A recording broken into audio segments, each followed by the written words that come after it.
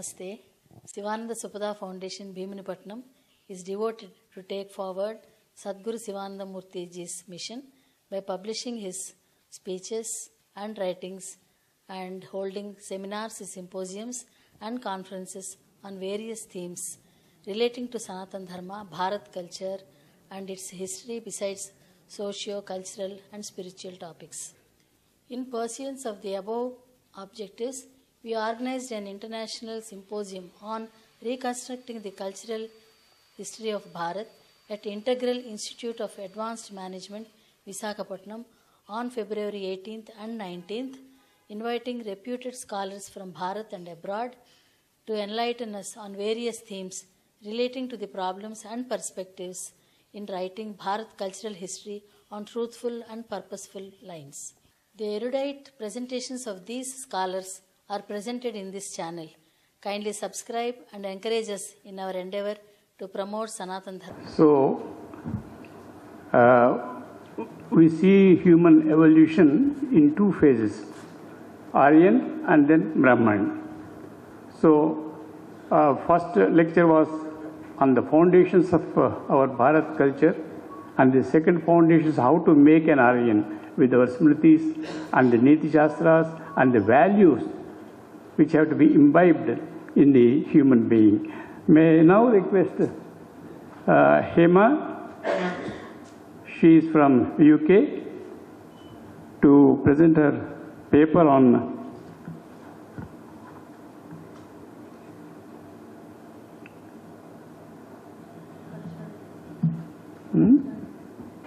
Yeah, you can read out.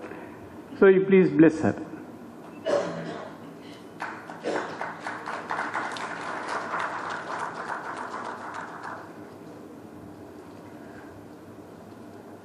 Namaste everyone. I know quite a few of you have approached me very eagerly, asking if I was going to speak about my political career, how I got elected as district councillor. To be honest, I don't see myself as a politician. Not really, no. I've been doing a lot of community service prior to that, and I see it as an organic extension of my seva to the society. I was involved in Seva Day, whether taking food to elderly and disabled or giving food to food banks, or as a trustee of Hindu Education Board UK, or a trustee of Women Stepping Out, working towards women's issues locally. All of this was my seva or my way of giving back to the society I was living there. You might be thinking, what is this thought process? What is this thought process that is making Hema say, although she is an elected district councillor, what is it that is making her say that she doesn't see herself as a politician? It is a landmark event because first Telugu women getting elected as a district councillor in Warwickshire. However, what is the thought process that is denying this historical event? So coming back to the history, everyone looks at the chronology of events as history, whether it is political history or economic history. But the history is made by people, and people are driven by their thoughts. What is it that is contributing to their thought processes? What is the culture which is making them take key decisions in their lives which are turning out to be historical events and which turn out to be history for us? So, Today, I'm followed by very profound speakers like Francois Gauthier and also Dr. Anand Rao Garu.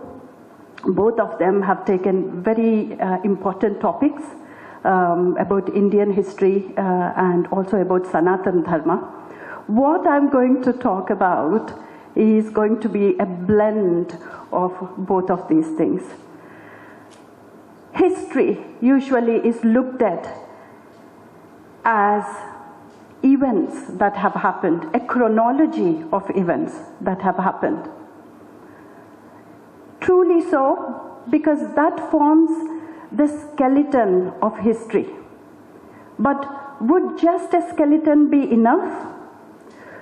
What are these other factors which are contributing to making of this skeleton? The cultural factors.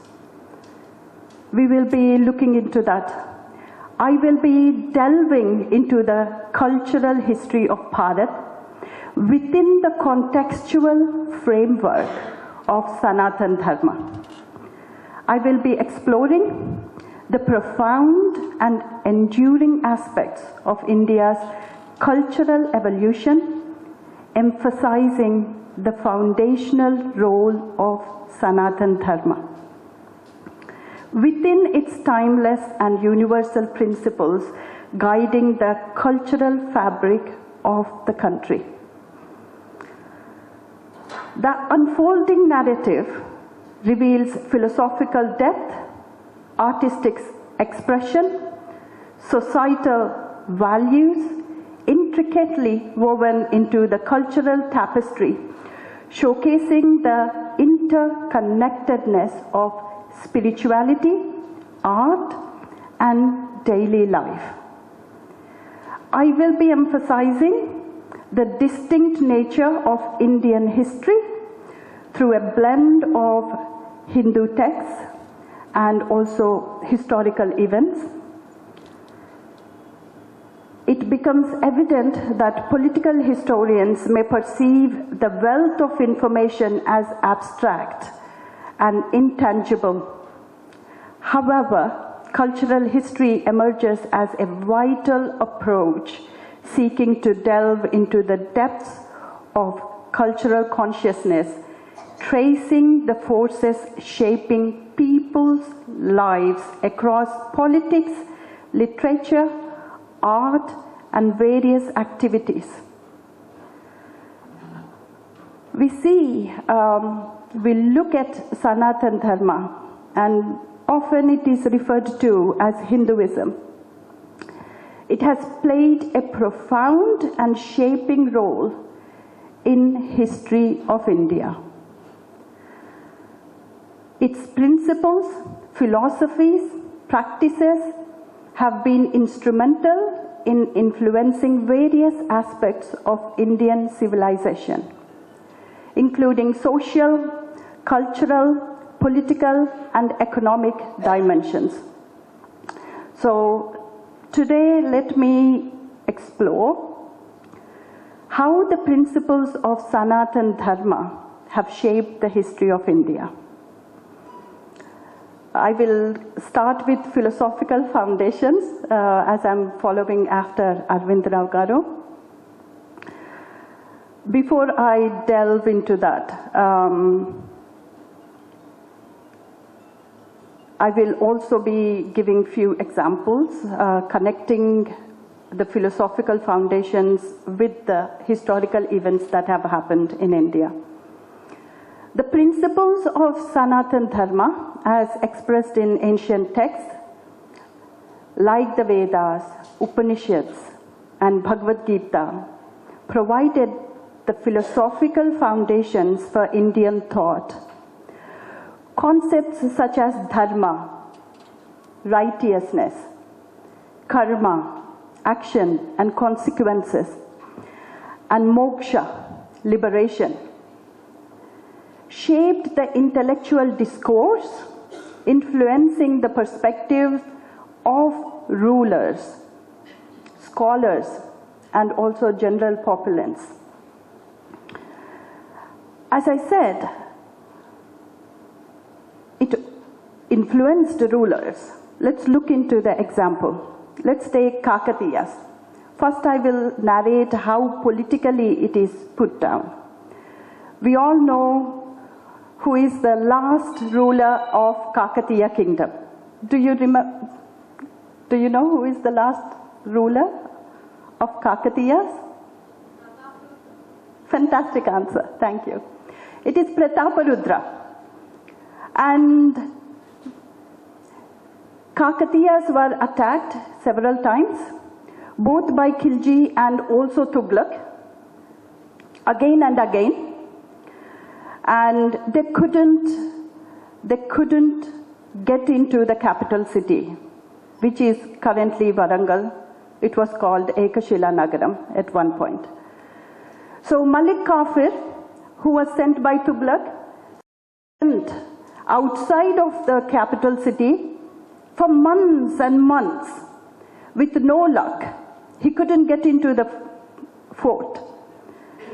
So at last Prataparudra himself surrenders, and then he's taken, he was on his way being taken to Delhi, and then Prataparudra and his queen commits suicide. They drown themselves. And that's the end of Kakatiya Empire. Now politically, when you look at it, Prataparudra was captured, or he surrendered, and then he was, he died, and it finishes in 3 lines or 3 sentences, that he was captured, he died, and then end of Kakatiya rule. But when we look at it culturally, the cultural aspect of it, what is the thought process? Why did he actually surrender? His capital city was impenetrable. He was there fine. The Praja were fine inside the fort. What made him think that he has to surrender? What is it? What is the thought process that made him surrender? It's Raja Dharma. From Sanatana Dharma, there is Raja Dharma. The Raja Dharma is to protect people, not only people in his capital city, not only his capital city, but also people around, the villagers that were surrounded around the capital city were being attacked by Malik Kafir. People were killed. And that is something happening for months and months, so he had to surrender for people, for the well-being of people. Now, this is a historical event where a ruler surrendered, but the thought process behind it is equally important, and that forms our cultural history. Now, Sanatana Dharma accommodates a diverse range of philosophical schools, including Vedas, Samkhya, Yoga, Nyaya. This inclusivity allowed for a rich tapestry of philosophical debates and discussions, fostering intellectual growth and diversity of thought. We can look at how Vedas have been preserved. They are still available now. After many hundreds of years, they are still available here. If we can look at the techniques that were used to pass on that knowledge orally from one generation to other, I will take one example, Ganapatis. They helped out. It is a memory technique they have used for the collective memory of Vedas to be passed on from one generation to the others. The understanding of Vedas through Vedangas, Tarka, Nyaya, Samkhya, all of these contribute to the psyche of the people. I want to look into a social organization which is Varnashrama Dharma.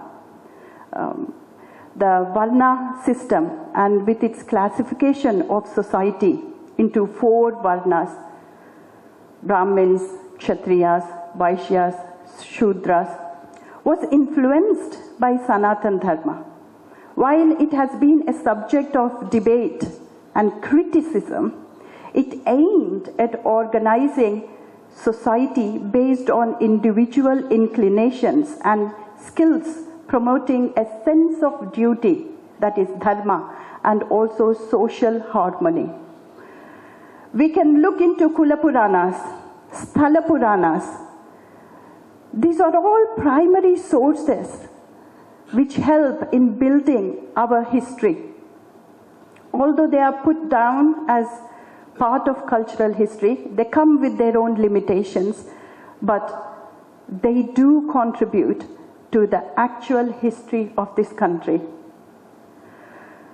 The social life, the concept of dharma extends to moral responsibilities and ethical conduct of a human being. It guided individuals in their roles within society, emphasizing duties towards family, community, and also larger world. This ethical framework contributed to the stability and cohesion of Indian society. Here I would like to take one example from history. What is it that made Indian princes actually go into a war with nothing at stake? Do you know which war was that?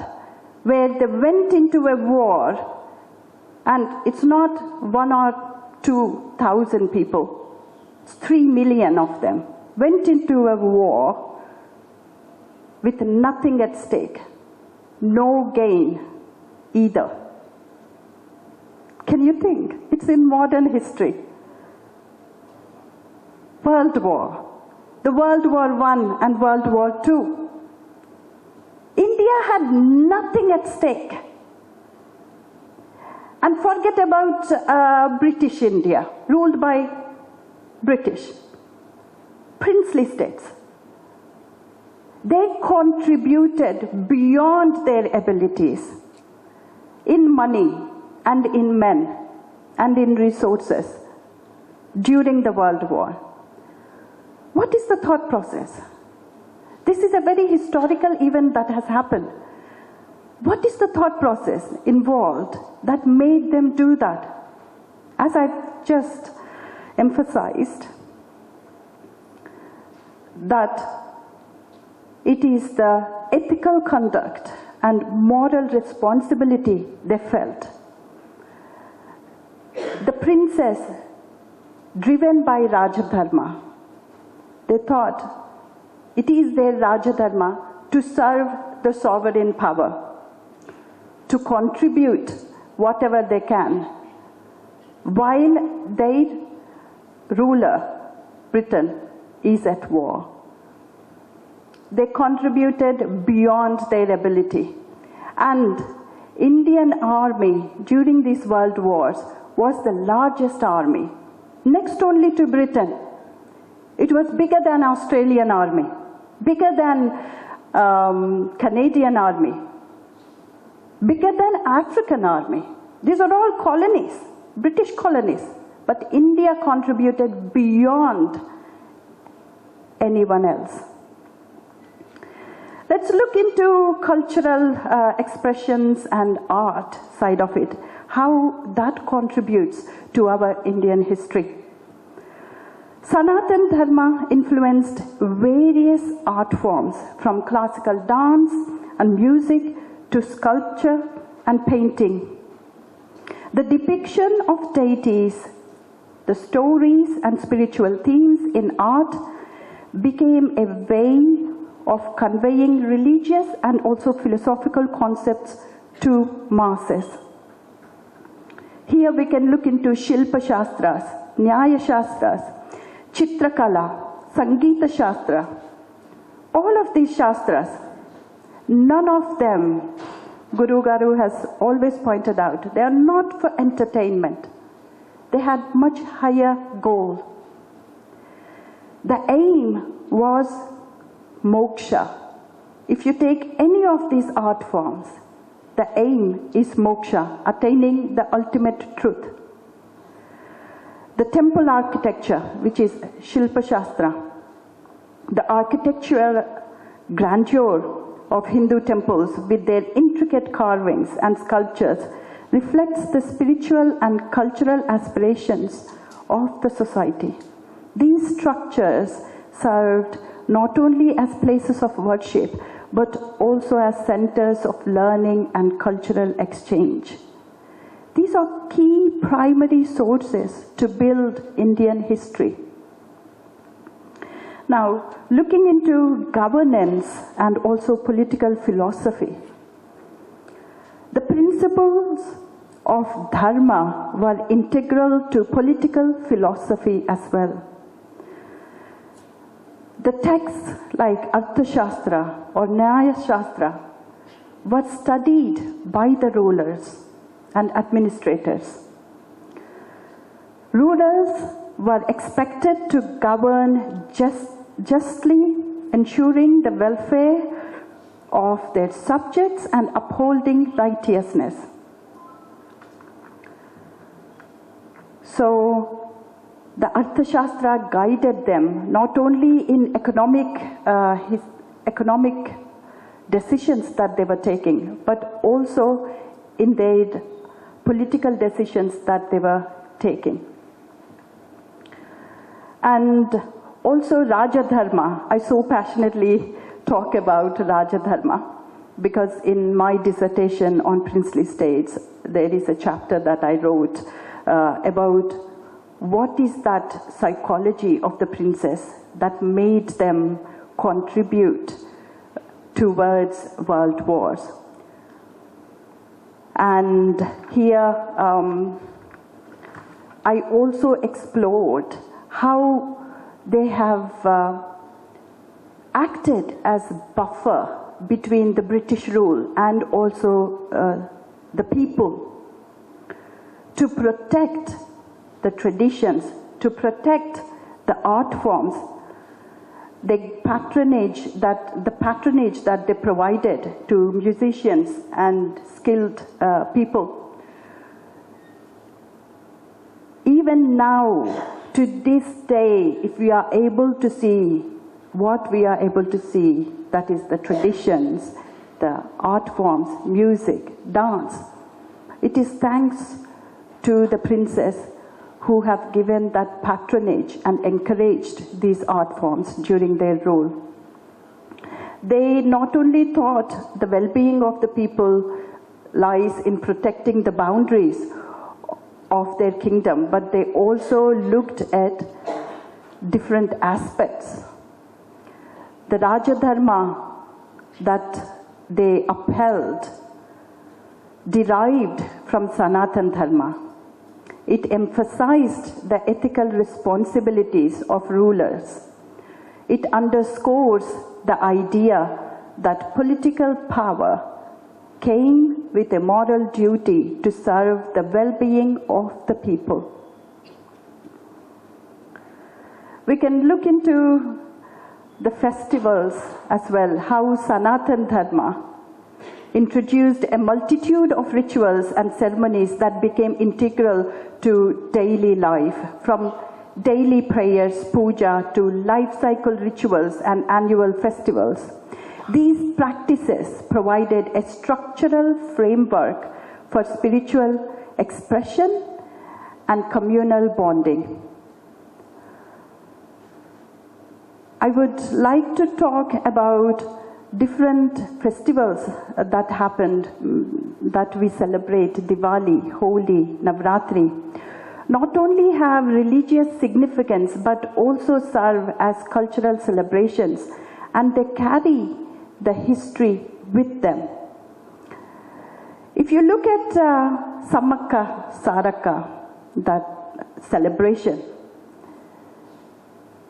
it is a political history. When you look at it deeper, it is tribal protests that happened during Kakatiya's times to protect their forests.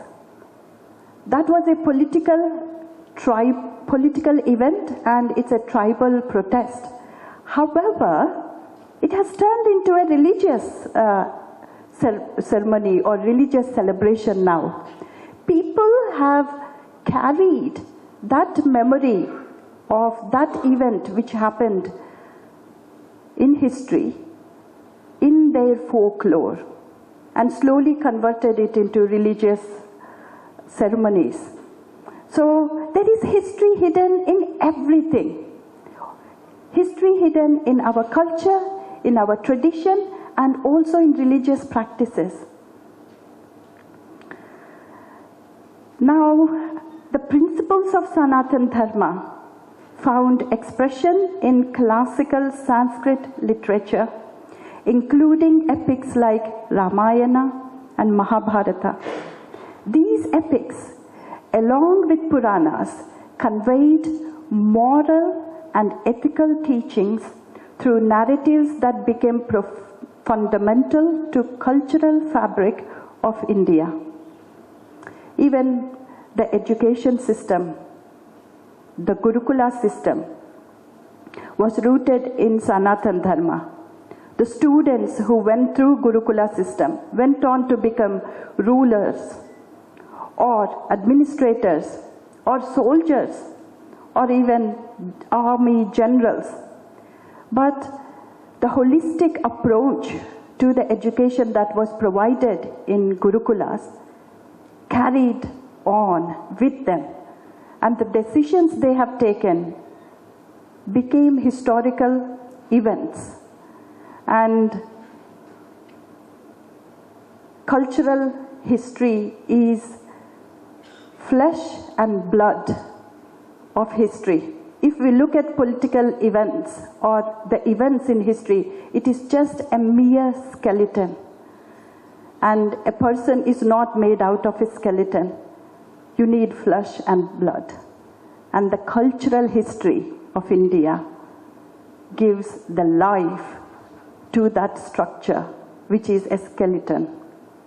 That is a political history.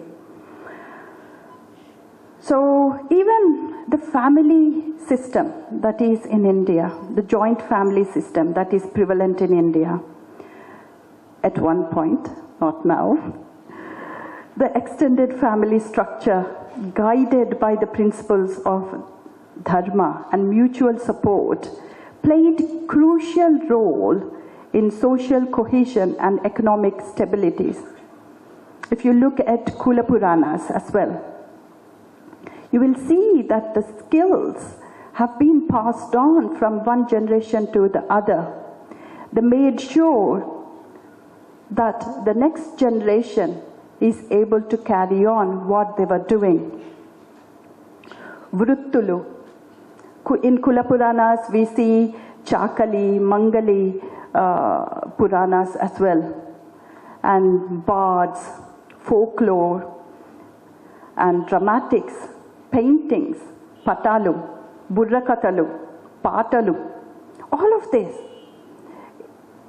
they carry history and very crucial primary source for building Indian history. The concept of respecting elders and seeking their guidance is deeply ingrained in Sanatana Dharma. You must have seen in history where Shah Jahan has killed his brothers to be a king, or Aurangzeb has killed several people to be a king. You will hardly see that when you're looking into Hindu history, driven by Sanatana Dharma.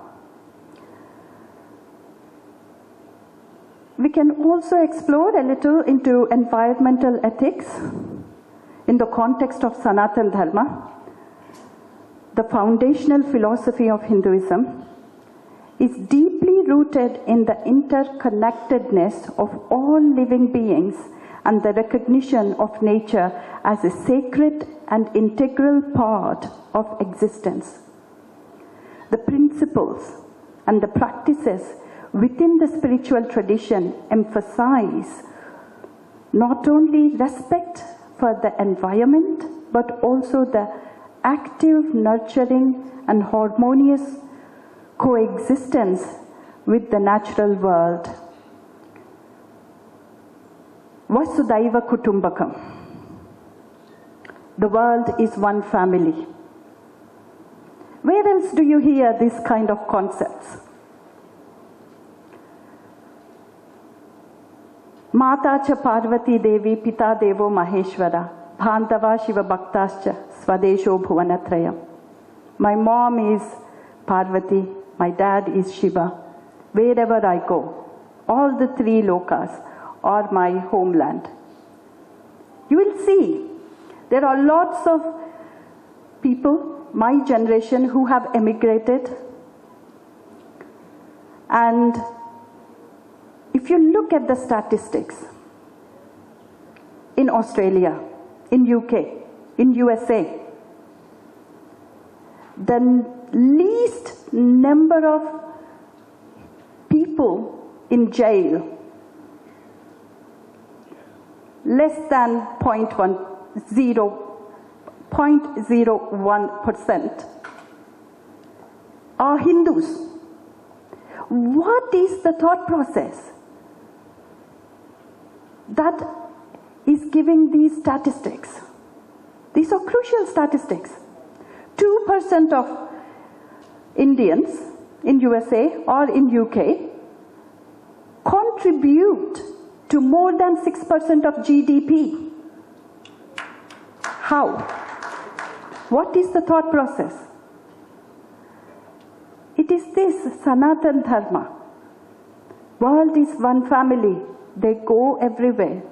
They follow Sanatana Dharma. These statistics are crucial evidences to show this. Unity of life. The philosophy extends beyond human-centric perspectives. So Hindus don't draw a boundary and say we extend our seva only to human beings. It has never been that way. Every element of nature, from plants and animals to rivers and mountains, is an integral part of larger family of existence. Where else do you see people worshipping rivers, giving arti to river, worshipping mountains, worshipping plants, worshipping different animals? It is this Sanatana Dharma which gives you that interconnected world view, which encourages individuals to treat nature with reverence and care. Ahimsa, another beautiful concept in Sanatana Dharma, a core tenet in Sanatana Dharma. Non-violence.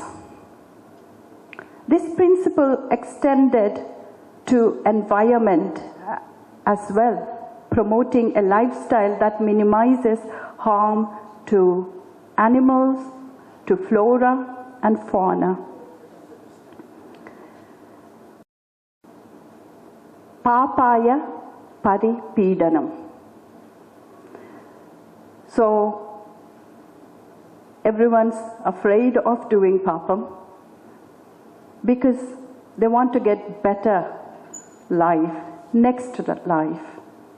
So they follow ahimsa wherever they can.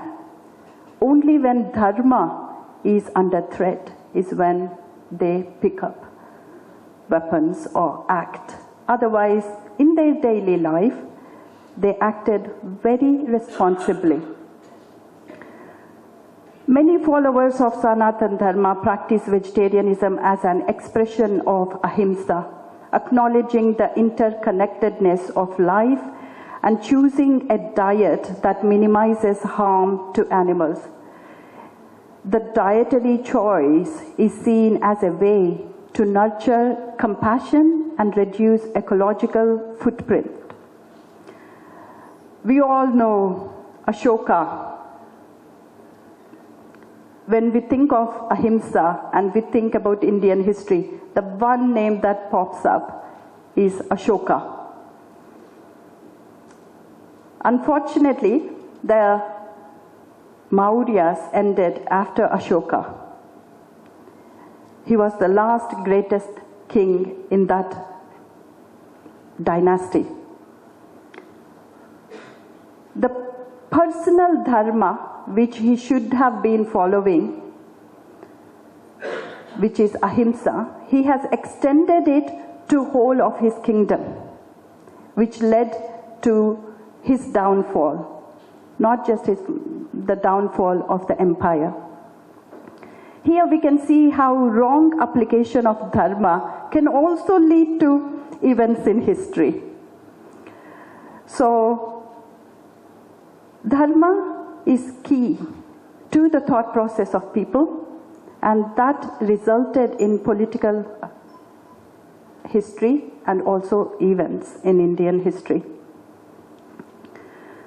Sanatana Dharma teaches the divine manifests in various forms in natural world. Rivers, mountains, trees, animals are considered sacred, embodying the divine presence. This perspective instills a deep respect for nature as a manifestation of the divine.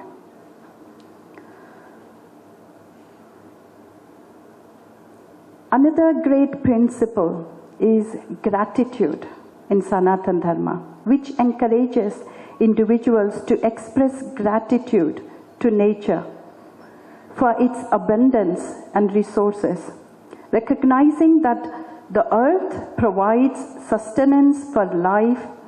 Followers are urged to live with an attitude of gratitude, fostering an ecological conscience. If we look at Sammaka Saraka again, sometime 600 years ago, 14th century, 13th century, this event has happened. They tried to protect the forests. They stopped the rulers from exploiting the forests further. The political movement or the political protests which happened, the tribal protests, led to religious ceremonies later on, and it became a festival.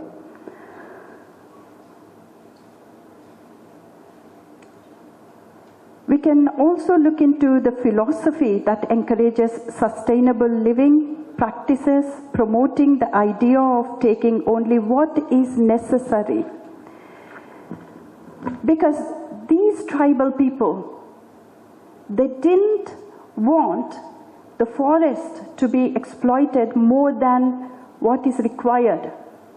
If there are honeybees and honeycombs, they would only take what was necessary. They didn't go around harvesting all the honey in the forest, make some business out of it. That was not their lifestyle. So Sanatana Dharma extended to everyone, and it resulted in the key decisions that people have taken. Also, you might have come across the farmer protests during Tughlaq. Everyone remembers Tughlaq, where he increased the revenue, the tax, and the farmers, in protest to the rule, they left the kingdom.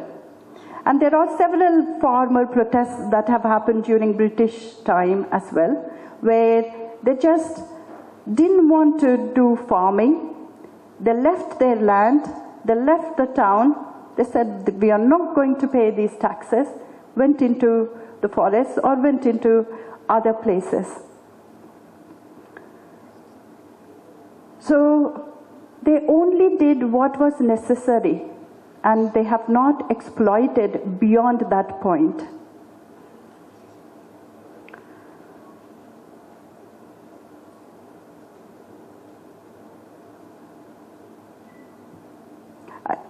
I'm conscious of how much time I'm taking. I'm trying to skip some of the points.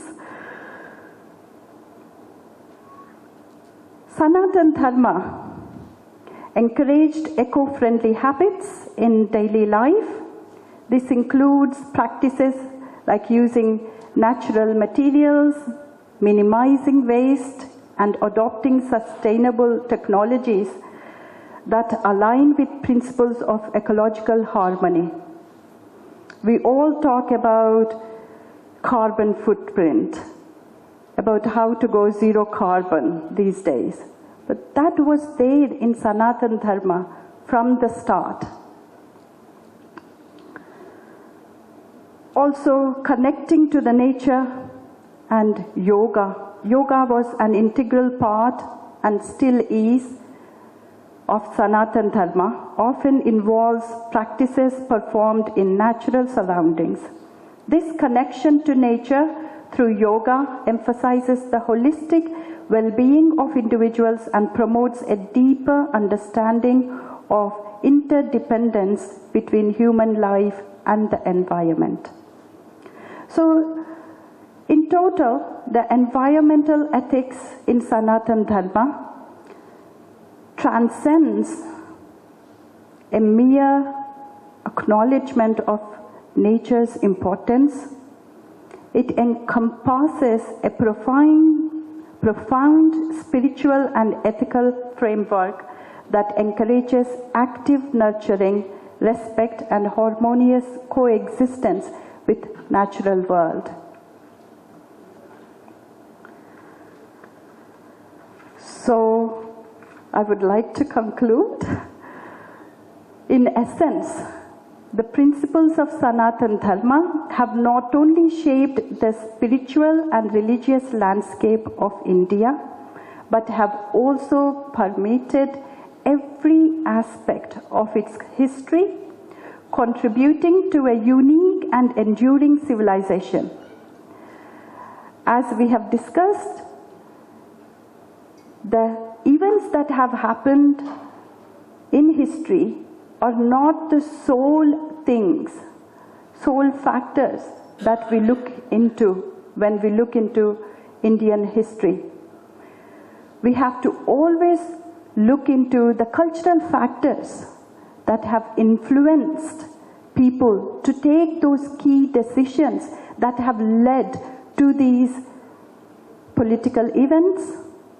And if we look at political events as skeleton, then the flesh and blood of that body of history would be the cultural history, which is Sanatana Dharma, especially when it comes to Indian history. The influence of these principles continues to resonate in contemporary India, reflecting a dynamic synthesis of tradition and modernity. So, we should always give equal importance to cultural history as we give to the political history. Thank you, everyone.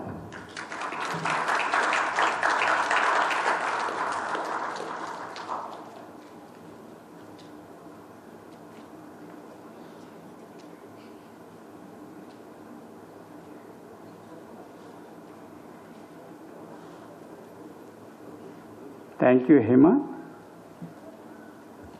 You have explained the brass tacks of Sanatana Dharma, how it transpired the political and the cultural life of people in India, and how it has its great influence on the diaspora also, those who are living in the other nations, how they are behaving like that, and how the crime rate is so low as 0.1, and how they are contributing a small number, contributing to 6% of GDP. So all this, it is inherently, it's existing in each human being of Bharatiya. The Bharatiya culture has influenced every mind. So how the culture molds the mind, the attitudes, and also molds its actions. Both are synchronized there here in the Sanatana Dharma. Thank you, Hema.